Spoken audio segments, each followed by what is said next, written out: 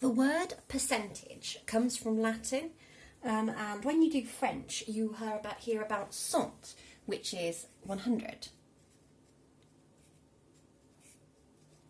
And you hear about per, for example, miles per hour or meters per second, and that means out of.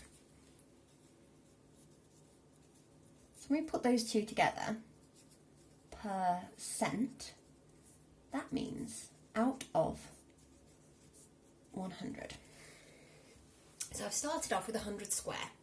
Each one of these is 1%. I'm not going to label all of them because that'd just be ridiculous, but each one of those is 1%. I'm just going to label a couple. Okay. Let's imagine I have taken my 100 grid, it's exactly the same 100 grid, and I've just drawn some really thick black lines on it. So how many of these are in each one? So this is 1%, 2%, 3, 4, 5, 6, 7, 8, 9, 10.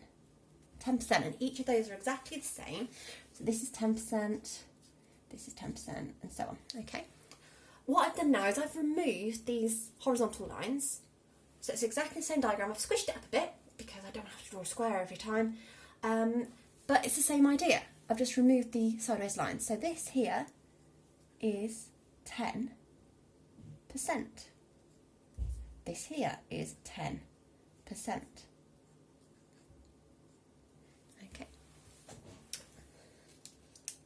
Again, I've got 100 square.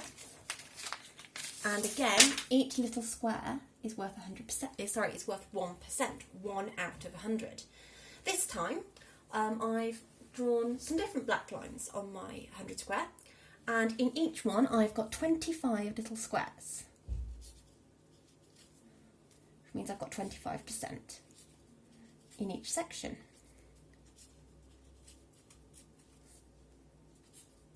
Which means each of these sections, I've just removed the small lines,